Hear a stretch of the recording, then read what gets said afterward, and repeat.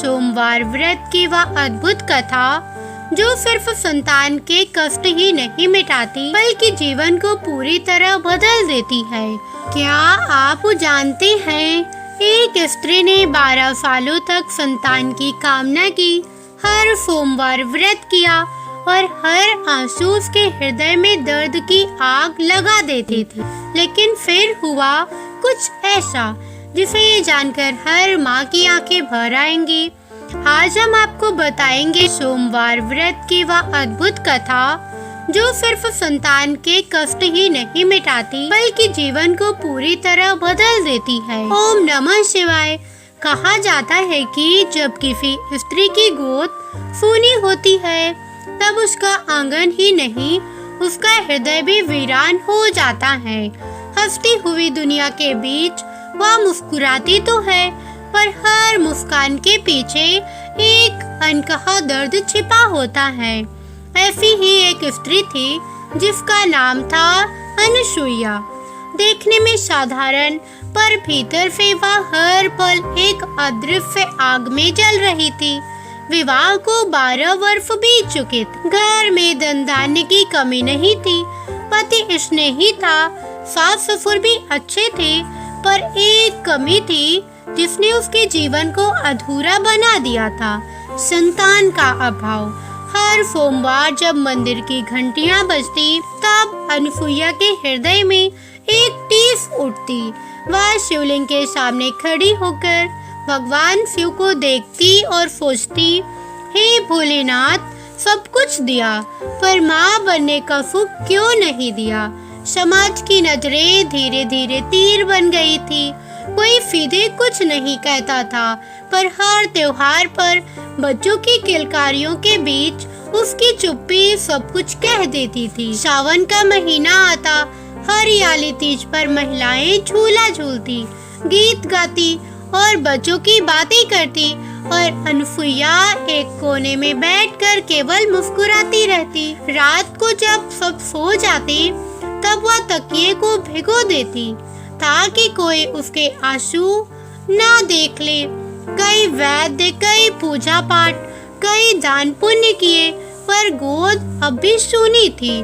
धीरे धीरे उसका विश्वास डगमगाने लगा पर भीतर कहीं एक कोना ऐसा था जहां शिव जी पर आस्था अभी भी सांस ले रही थी। एक सोमवार की भोर में जब आकाश हल्का सा केसरिया हो रहा था, अनुसुईया की आंख अचानक खुल गई। उसने स्वप्न में देखा एक उज्जवल ज्योति, उस ज्योति के बीच त्रिनेत्रधारी शिव खड़े हैं।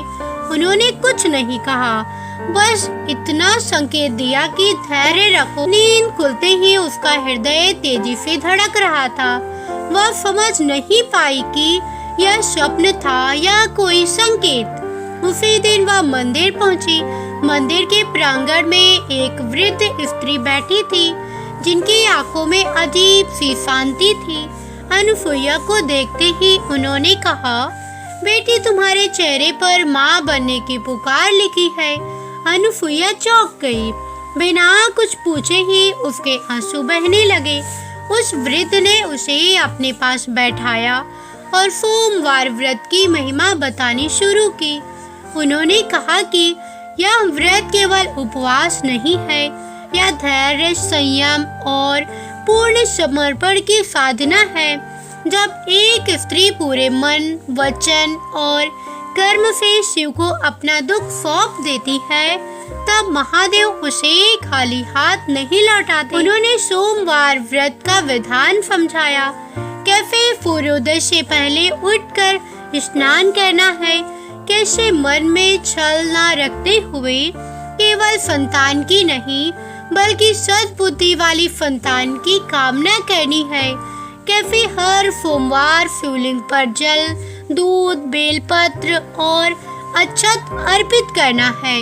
वृद्ध की बातें अनुसुईया के हृदय में उतरती चली गई, जैसे सूखी धरती पर पहली वर्षा। उसी दिन से अनुसुईया ने संकल्प लिया।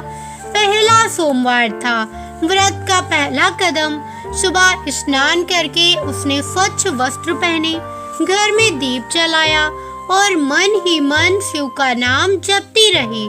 भूख तो लगी पर उसे अधिक मन में एक अजीब सी शांति थी। मंदिर जाकर जब उसने शिवलिंग पर जल चढ़ाया तब उसकी आंखों से आंसू बह निकले। वह आंसू दुख के नहीं थे, वे विश्वास के थे। उसने शिव से कोई जिद नहीं की, बस इतना कहा, हे नाथ, अगर मैं इस योग्य हूँ तो मुझे माँ बनने का सौभाग्य दीजिए, और अगर नहीं तो मुझे सहने की शक्ति दीजिए। दिन बीतते गए, सोमवार आते गए। हर सोमवार उसका विश्वास थोड़ा और गहरा होता चला गया, पर परीक्षा अभी बाकी थी। जैसे जैसे व्रत आगे बढ़ा, वैसे वैसे जीवन की कठिनाइयां भी बढ़ने लगी। पति का व्यापार अचानक घाटे में चला गया, घर में तनाव बढ़ गया। कुछ लोगों ने ताने देने शुरू कर दिए कि व्रत करने से क्या होगा। कई बार अनसुईया का मन टूटा, पर हर बार उसने शिवलिंग के सामने सिर रखकर अपने आंसू बहा दिए। उसे लगता जैसे कोई अदृश्य हाथ उसके सिर पर हाथ रखकर कह रहा हो, बस थोड़ा और। एक ऐसा भी सोमवार आया जब उसका शरीर कमजोर था, बुखार था, आंखों के सामने अंधेरा छा रहा था। सास ने कहा, आज व्रत मत रखो। पति ने भी मना किया, पर अनसुईया ने कांपते हाथों से जल भरा और मंदिर की ओर चल पड़ी। हर कदम भारी था पर मन अडिग। शिवलिंग के सामने पहुंचते ही वह मूर्छित होकर गिर पड़ी। जब होश आया तब उसने देखा कि मंदिर का पुजारी उसके सिरहाने बैठा है और कह रहा है, बेटी, तुम्हारी भक्ति स्वीकार हो चुकी है। उस दिन के बाद से अनसुईया के जीवन में कुछ बदलने लगा। उसके मन का बोझ हल्का होने लगा, चेहरे पर एक दिव्य शांति उतर आई।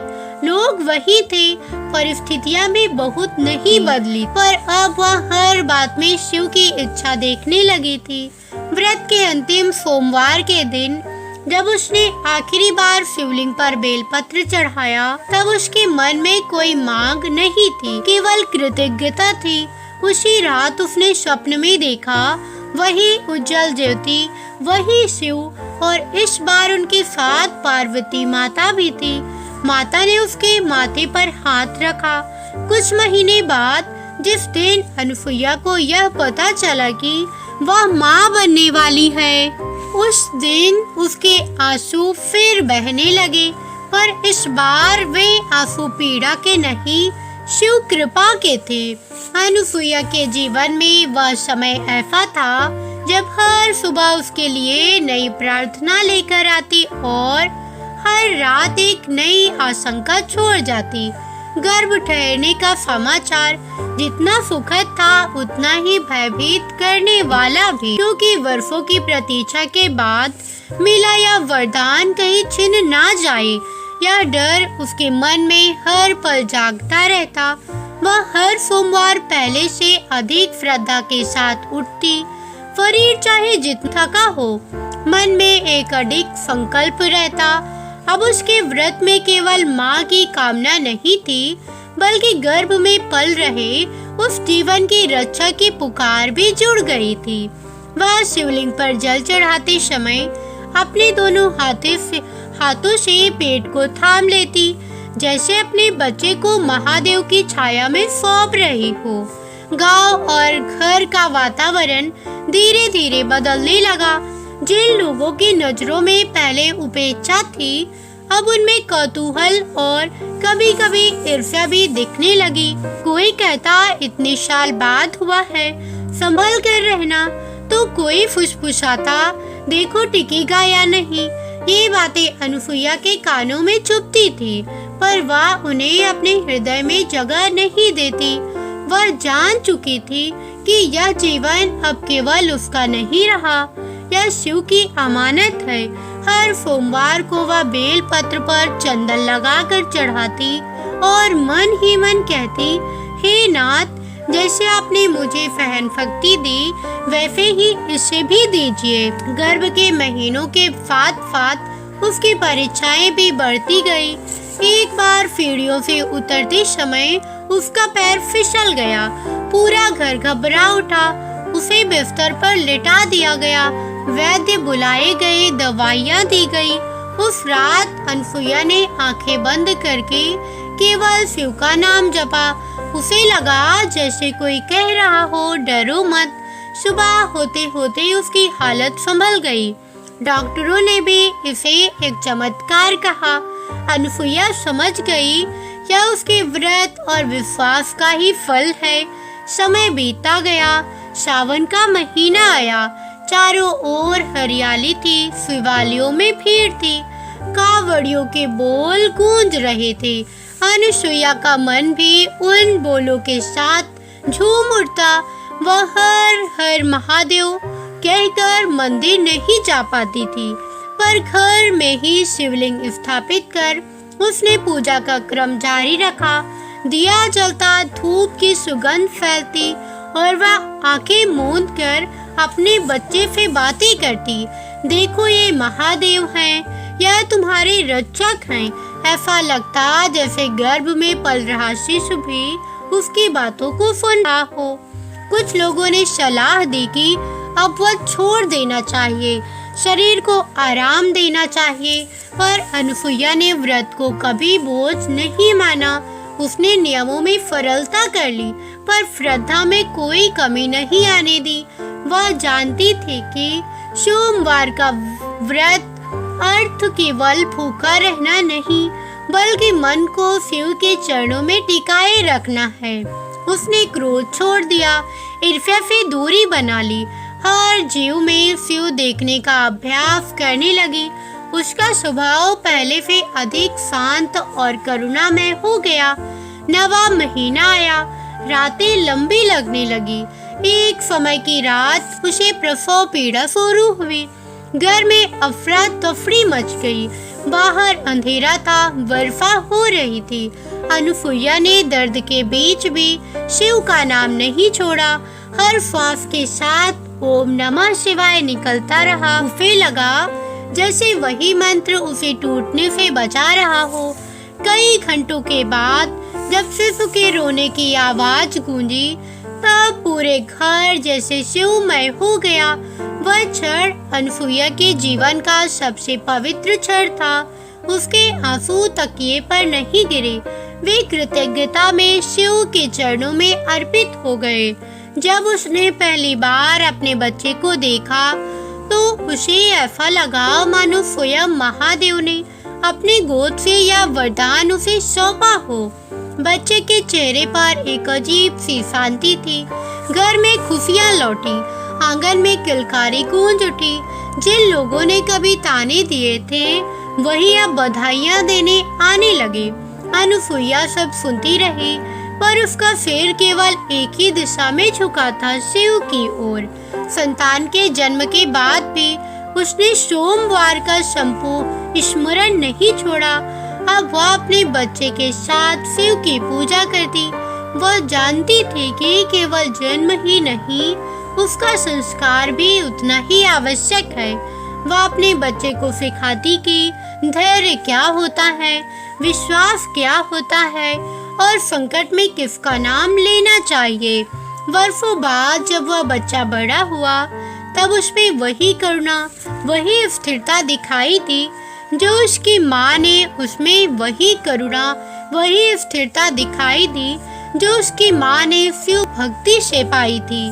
अनसुईया के जीवन में अब एक नई दिनचर्या शुरू हो चुकी थी, पर उसके भीतर की साधना समाप्त नहीं हुई थी, बल्कि और गहरी हो गई थी।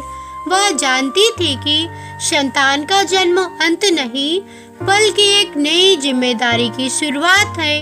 हर सोमवार वह अपने बच्चे को गोद में लेकर शिव के सामने बैठती, दिए के लौ में उसकी परछाई देखती और मन ही मन प्रार्थना करती कि जैसे महादेव ने इस जीवन को उसकी गोद तक पहुंचाया, वैसे ही इसे सद्बुद्धि, दीर्घायु और सत्कर्मों का मार्ग दिखाए। उस क्षण से अनुभव होता कि शिव केवल पत्थर के लिंग में नहीं, बल्कि उसकी सांसें, उसकी धड़कनों और उसके बच्चे की मुस्कान में भी विराजमान है। जैसे जैसे समय बीतता गया, अनुसुईया ने देखा कि उसके घर का वातावरण बदल चुका है। जहाँ पहले चिंता और मौन था, वहाँ अब हंसी और आशा ने स्थान ले लिया था। उसका पति जो कभी भीतर ही भीतर टूट जाता था, अब आत्मविश्वास से भर सास ससुर की आंखों में भी तृप्ति झलकने लगी थी। पर अनुसुईया जानती थी कि यह परिवर्तन केवल संतान आने से नहीं हुआ, बल्कि उस धैर्य और भक्ति से उपजा था जो वर्षों तक उसके मन में तप कर परिपक्व हुई। वह अक्सर सोचती कि अगर यह प्रतीक्षा ना होती तो शायद वह शिव को इस गहराई से जान ही नहीं पाती।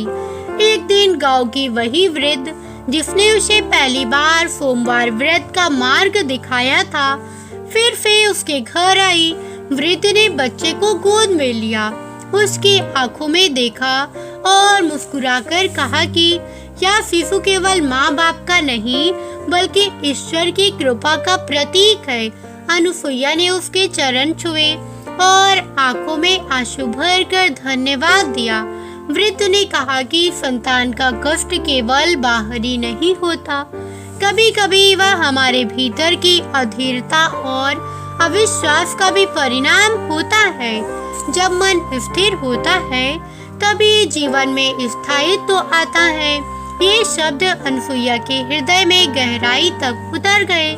समय के साथ अनुसुईया ने अन्य स्त्रियों को भी अपने अनुभव बताने शुरू किए। जो महिलाएं निराशा में डूबी रहती, उन्हें वह केवल व्रत की विधि नहीं, बल्कि उसके जीवन का अर्थ समझाती।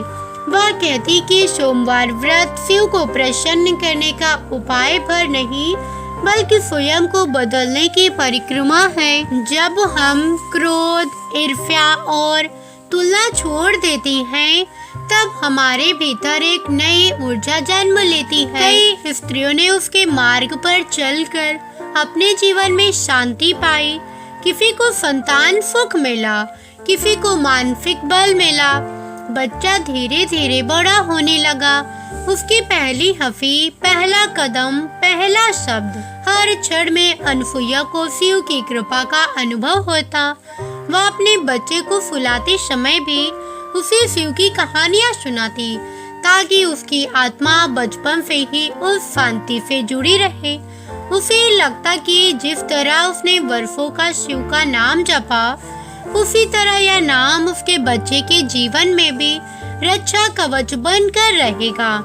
कभी कभी अनुसुईया पुराने दिनों को याद करती, जब हर सोमवार उसका दिल भारी होता था। अब वही सोमवार उसके लिए उत्सव बन गया था। वह जान चुकी थी कि दुख के बिना सुख का अर्थ समझ में नहीं आता। अगर उसकी गोद तुरंत भर जाती, तो शायद वह जीवन की इस गहरी सच्चाई को कभी नहीं जान पाती कि विश्वास ही सबसे बड़ी संतान है, जो हमें टूटने नहीं देती।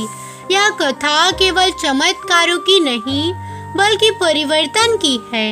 यह बताती है कि जब एक स्त्री अपने भीतर की कमजोरी को स्वीकार कर लेती है और उसे शिव के चरणों में समर्पित कर देती है, तब वही कमजोरी उसकी शक्ति बन जाती है। संतान का कष्ट केवल शरीर का नहीं, मन का भी होता है, और जब मन को शांति मिलती है, तब शरीर भी उस शांति का अनुसरण करता है। अनुसुईया के जीवन की धारा अब स्थिर हो चुकी थी, पर स्थिरता में भी एक निरंतर साधना बहती रहती। यह वह भली भांति जान चुकी थी। उसने अनुभव किया कि संतान का सुख मिलते ही अनेक लोग भक्ति को पीछे छोड़ देते हैं, पर उसने ऐसा नहीं किया। उसके लिए सोमवार व्रत अब किसी वरदान की मांग नहीं, बल्कि कृतज्ञता का उत्सव बन चुका था। हर सोमवार जब वह शिव के सामने दीप जलाती, तो उसके मन में कोई प्रश्न नहीं होता, केवल धन्यवाद होता। वह जानती थी कि जिसने उसके आंसुओं को देखा है, वही उसकी मुस्कान का भी अधिकारी है। बच्चा जैसे जैसे बड़ा होने लगा, उसकी प्रकृति में एक असामान्य शांति दिखाई देने लगी। वह अन्य बच्चों की तरह चंचल तो था, पर उसके भीतर एक ठहराव भी था। अनुसुईया जब उसे खेलते देखती तो मन ही मन शिव को प्रणाम करती।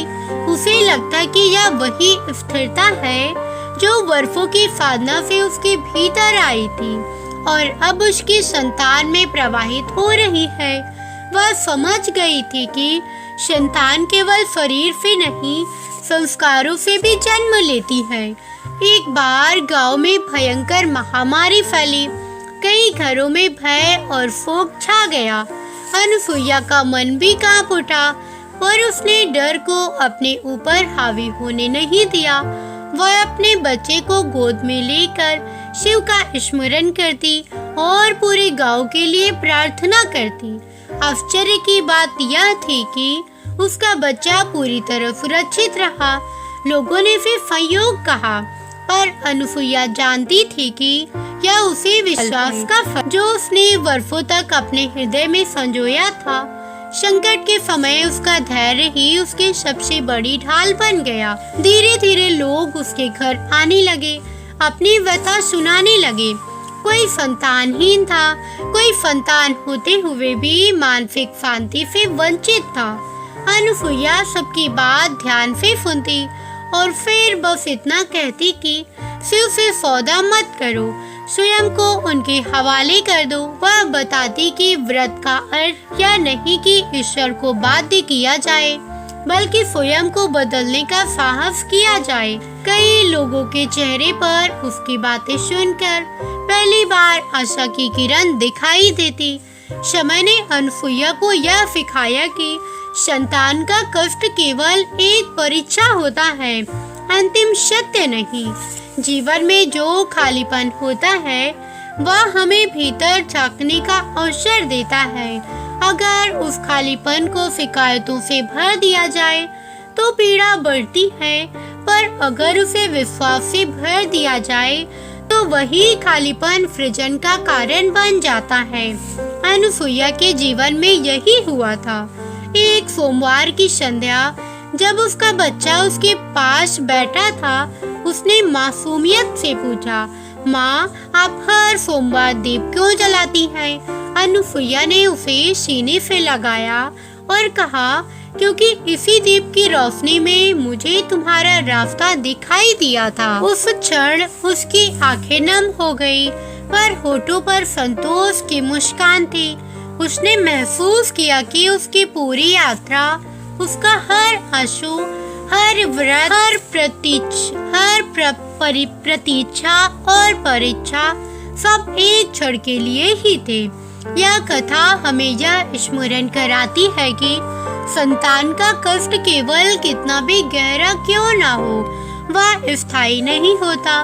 स्थायी होता है विश्वास, जो हमें हर अंधकार में राह दिखाता है। सोमवार व्रत उस विश्वास को जगाने का माध्यम है। जब एक स्त्री पूरे मन से शिव को अपना साक्षी बना लेती है, तब उसका जीवन स्वयं एक जीवित कथा बन जाता है, जो दूसरों के लिए आशा का दीप बनती है। समय की गति कभी रुकती नहीं, पर कुछ यात्राएं ऐसी होती हैं जो चलते चलते भीतर एक स्थायी प्रकाश छोड़ जाती हैं। अनुसुईया के जीवन में भी वही हुआ। उसके लिए अब हर अनुभव एक सीख बन चुका था। वह समझ गई थी कि संतान का कष्ट केवल माँ बनने की आकांक्षा नहीं होता, बल्कि यह आत्मा की परीक्षा होती है। क्या हम अधीर होकर टूट जाएंगे या धैर्य रखकर स्वयं को निखारेंगे? सोमवार व्रत ने उसे यही सिखाया था कि ईश्वर हमारे धैर्य को परखती है, हमारी भावनाओं को नहीं। बच्चे के बड़े होने के साथ साथ अनुसुईया की दृष्टि भी और व्यापक हो गई। अब वह केवल अपने घर तक सीमित नहीं रही, वह हर उस स्त्री के दर्द को समझने लगी थी जिसकी गोद सूनी थी या जिसका मन भय से भरा था। वह जानती थी कि समाज के ताने शरीर से नहीं, आत्मा से टकराती हैं। इसलिए वह जब भी किसी निराश स्त्री से मिलती तो पहले उसे चुपचाप गले लगा लेती। उस आलिंगन में वह सब कह देती थी जो शब्द नहीं कह पाते। उसके लिए यह भी प्रकार की सेवा थी, शिव की सेवा। एक बार सावन के सोमवार को वह अपने बच्चे के साथ मंदिर गई। मंदिर में वही घंटियों की ध्वनि थी, वह धूप की सुगंध, वही शांत वातावरण, पर इस बार उसका हृदय अलग था। उसने शिवलिंग के सामने सिर झुकाया और मन ही मन कहा कि जो स्त्री आज इस मंदिर में आंसू लेकर आई है, उसके आंसू भी सुने जाएं। उस क्षण उसे लगा जैसे उसकी प्रार्थना केवल उसके लिए नहीं बल्कि सभी पीड़ित हृदयों के लिए स्वीकार हो रही है। उसका मन हल्का हो गया, जैसे किसी ने भीतर से बोझ को हटा दिया हो। धीरे धीरे अनुसुईया के घर को लोग शांति का घर कहने लगे। वहाँ बैठने मात्र से मन को सुकून मिलता था। वह जानती थी कि यह उसकी कोई विशेषता नहीं बल्कि उस साधना का प्रभाव है जो अब उसने वर्षों तक की थी। जब मन शांत होता है तो उसका प्रभाव आसपास के वातावरण में पड़ता है। यही सोमवार व्रत का वास्तविक फल था, केवल संतान नहीं बल्कि संपूर्ण जीवन में संतुलन। कभी कभी रात को जब वह सब सो जाते, अनुसुईया आकाश की ओर देखती और अपने पुराने दिनों को याद करती। उसे अब ये दिन कड़वे नहीं लगते थे, पर समझ गई थी कि वे ही दिन उसे इस ऊंचाई तक लाए हैं। अगर पीड़ा ना होती तो आस्था इतनी गहरी ना होती, अगर प्रतीक्षा ना होती तो कृतज्ञता इतनी सच्ची ना होती। उसने अपने भीतर यह स्वीकार कर लिया था कि हर विलंब अपने साथ एक उद्देश्य लेकर आती है। उसका बच्चा जब पहली बार ओम नमः शिवाय बोल पाया तब अनुसुईया की आंखों से आंसू बह निकले। यह उसके जीवन की सबसे बड़ी पूंजी थी। उसे लगा कि शिव ने कोई केवल उसकी गोद नहीं भरी बल्कि उसकी पीढ़ी को भी आशीर्वाद दे दिया है। यह क्षण उसके लिए किसी भी संपत्ति से अधिक मूल्यवान था। अनुसुईया अब यह भली भांति समझ चुकी थी कि जीवन में जो कुछ भी घटता है वह केवल हमारे लिए नहीं होता, वह दूसरों के लिए भी कोई संदेश छोड़ जाता है। उसका घर अब केवल एक परिवार का निवास नहीं था बल्कि आस्था, धैर्य और विश्वास का आश्रय बन चुका था। कई स्त्रियां जो वर्षों से संतान के अभाव में भीतर ही भीतर टूट चुकी थी, चुपचाप उसके पास कहानियां सुनने आया करती। वे ज्यादा कुछ नहीं कहती, बस उसकी आंखों में देखती थी और अनुसुईया उनकी आंखों में वही दर्द पहचान लेती थी जो कभी उसका अपना हुआ करता था।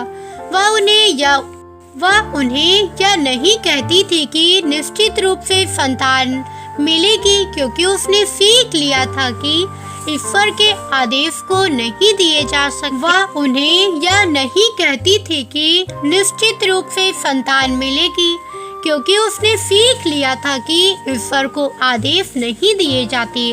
वह बस इतना कहती थी कि अपने मन को खाली रखो, शिकायतों से नहीं, विश्वास से भरो। वह बताती कि सोमवार व्रत का असली अर्थ भूखे रहना नहीं बल्कि मन के विकारों को शांत करना है। जब मन शांत होता है तब शरीर भी उसी शांति को स्वीकार करने लगता है। उसकी बातें सुनकर कई स्त्रियों के चेहरे पर पहली बार वर्षों बाद सुकून दिखाई देता। समय के साथ साथ अनुसुईया ने यह भी अनुभव किया कि संतान का कष्ट केवल स्त्री का नहीं होता, वह पूरे परिवार की परीक्षा होता है। उसने अपने पति को भी पहले से अधिक संवेदनशील और धैर्यवान होती देखा। जो पुरुष कभी अपने दर्द को शब्दों में नहीं कह पाता था, वह अब दूसरों के दुख को समझने लगा था। अनुसुईया को लगता था कि शिव ने केवल उसे नहीं, पूरे परिवार को भीतर से बदल दिया है। एक बार उसके जीवन में फिर एक कठिन समय आया। बच्चा बीमार पड़ गया। तेज बुखार, रात भर बेचैनी, घर में फिर वही पुराना भय लौट आया। अनुसुईया का हृदय कांप उठा। वह इस बार टूटी नहीं। उसने बच्चे को सीने से लगाकर शिव का नाम लिया। उसे याद आया कि कैसे वर्षों पहले वह इसी तरह रोती हुई शिव से गुहार लगाया करती थी। फर्क बस इतना था कि अब उसके भीतर विश्वास था, भय नहीं। कुछ ही दिनों में बच्चा ठीक हो गया।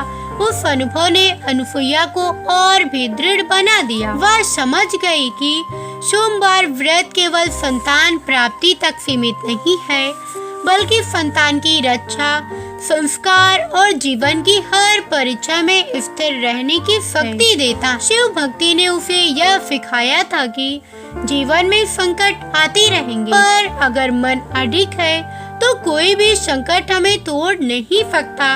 अनुसुईया का बच्चा जब बड़ा होने लगा तो उसने अपनी माँ से एक दिन पूछा, माँ क्या भगवान सच में सुनती हैं? अनुसुईया ने उसे पास बैठाया और बहुत देर तक चुप रही।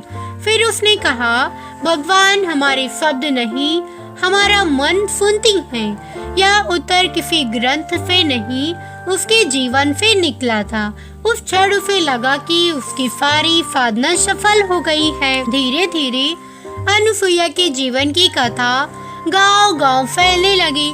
लोग इसे चमत्कार कहते थे, पर अनुसुईया इसे परिवर्तन कहती थी।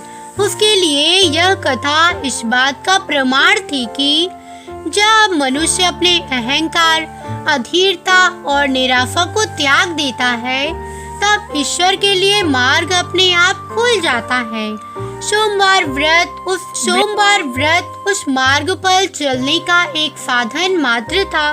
समय बीतता गया और अनुसुईया का जीवन अब पूर्ण रूप से बदल चुका था। उसके भीतर अब वही स्त्री नहीं थी जो वर्षों पहले निराशा और अकेलेपन के दर्द में डूबी रहती। वह अब एक ऐसी महिला बन चुकी थी जो अपने अनुभवों और साधना से दूसरों के लिए प्रेरणा बन गई। उसका घर अब केवल निवास नहीं, बल्कि विश्वास और भक्ति का केंद्र बन गया। हर सोमवार की सुबह जब दीप जलते और बेलपत्र चढ़ाई जाती, तब उसकी आंखों में केवल भक्ति की चमक होती और उसके बच्चे की हंसी में शिव की कृपा झलकती। अनुसुईया समझ चुकी थी कि संतान केवल भौतिक उपहार नहीं होती, बल्कि यह जीवन की परीक्षा का प्रतीक भी है। वह जान चुकी थी कि दुख और कठिनाइयाँ केवल हमारे भीतर की शक्ति और धैर्य को परखने के लिए आती हैं। यही कारण था कि उसने अपने जीवन में हर सोमवार का व्रत न केवल अपने लिए, बल्कि भविष्य में आने वाली पीढ़ियों के लिए भी रखा। उसका बच्चा जब बड़ा हुआ, तब उसमें भी वही स्थिरता, वही करुणा और वही विश्वास दिखने लगा जो उसकी माँ में वर्षों तक साधना और व्रत से अर्जित किया था। गांव में अब उसकी एक अलग पहचान बन गई थी। लोग केवल उसके बच्चे के लिए नहीं, बल्कि उसके जीवन में दृढ़ विश्वास और धैर्य के लिए उसकी प्रशंसा करती। स्त्रियां उसकी सीख लेने आती और अनुसुईया उन्हें कहती कि संतान का कष्ट केवल धैर्य और समर्पण से नहीं मिट सकता। वह उन्हें समझाती कि सोमवार व्रत केवल उपवास नहीं है, वह आत्मा की परीक्षा है और जिस दिन आप अपनी पीड़ा और चिंता को ईश्वर के चरणों में समर्पित कर देती हैं, उसी दिन समाधान की शुरुआत होती है। एक बार सावन के अंतिम सोमवार को जब अनुसुईया मंदिर पहुंची, उसने देखा कि वही वृद्ध जिसने वर्षों पहले उसे व्रत की विधि सिखाई थी, उसके सामने खड़ी है। वृद्ध ने उसकी आंखों में देखा और मुस्कुराते हुए कहा, बेटी, तुम्हारा विश्वास और धैर्य अब तुम्हारे परिवार और गांव के लिए आशीर्वाद बन चुका है। जिस पीड़ा ने तुम्हें तोड़ा, वही अब दूसरों के लिए प्रकाश का स्रोत बन गई है।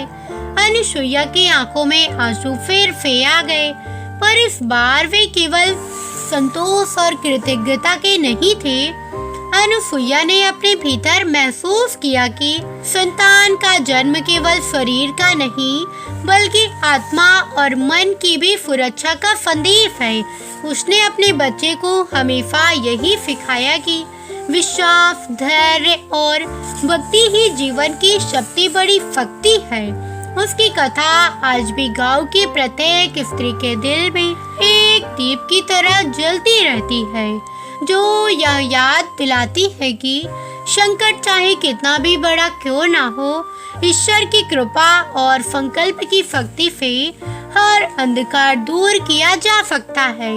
हर सोमवार की सुबह जब दीप जलते हैं, बेलपत्र चढ़ते और शिव का नाम लिया जाता है, अनुसुईया के घर से एक ही संदेश निकलता, विश्वास रखो, धैर्य रखो और शिव के चरणों में दुख को सौंप दो, क्योंकि उनका प्रकाश हर अंधकार को मिटा देता है।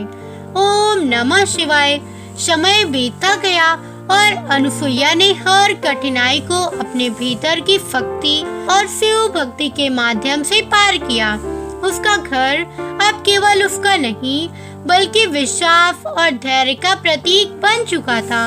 उसका बच्चा स्वस्थ और तेजस्वी था, पर सबसे बड़ी उपलब्धि यह थी कि अनुसुईया स्वयं एक शांत, धैर्यशील और करुणा में महिला बन चुकी थी। उसके जीवन की कठिनाइयाँ अब केवल यादें बनकर नहीं रह गई थी और उसके अनुभवों से कई स्त्रियां प्रेरणा लेने लगी।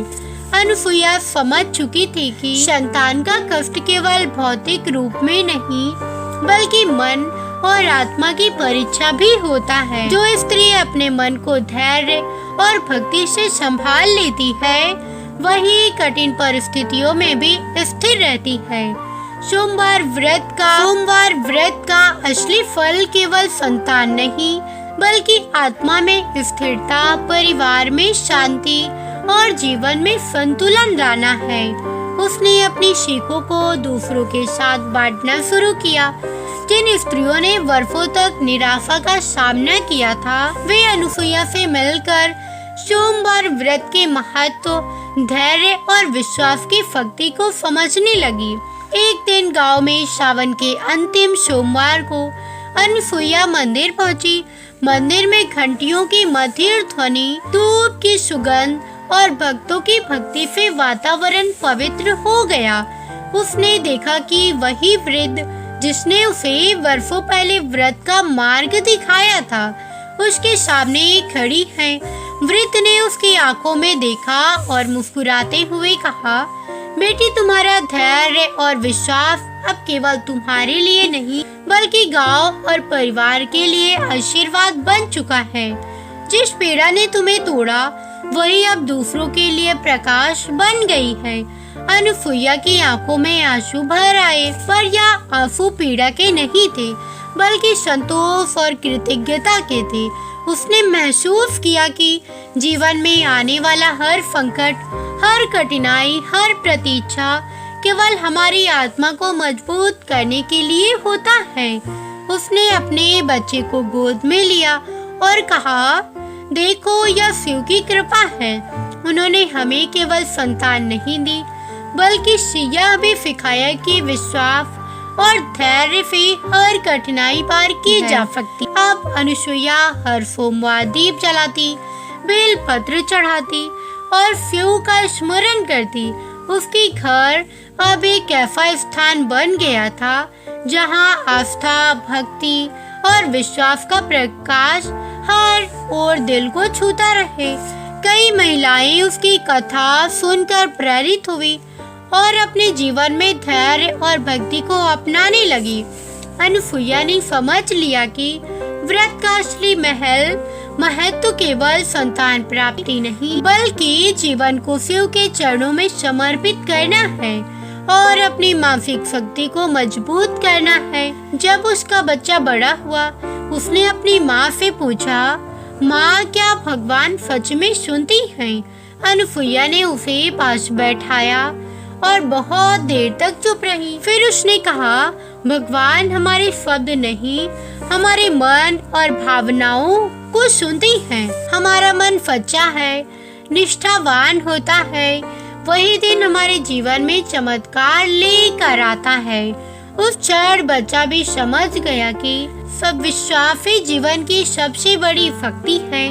अनसुईया की कहानी अब केवल एक व्यक्तिगत अनुभव नहीं, यह गांव और आसपास के क्षेत्रों में प्रेरणा का स्रोत बन चुकी थी। उसकी कथा यह बताती है कि संतान का कष्ट चाहे कितना भी बड़ा क्यों ना हो, अगर स्त्री धैर्य, श्रद्धा और विश्वास के साथ व्रत करती है तो शिव उसे केवल संतान ही नहीं बल्कि जीवन की हर परीक्षा में सफलता और शांति प्रदान करती है। अंत में यह कथा हमें यह संदेश देती है कि विश्वास रखो, धैर्य रखो और हर संकट को शिव के चरणों में समर्पित कर दो। संतान का कष्ट चाहे कितना भी गहरा क्यों ना हो, ईश्वर की कृपा और भक्ति से वह निश्चित रूप से मिट जाता है। सोमवार व्रत केवल व्रत नहीं, यह आत्मा की परीक्षा, जीवन की साधना और शिव की कृपा पाने का मार्ग है।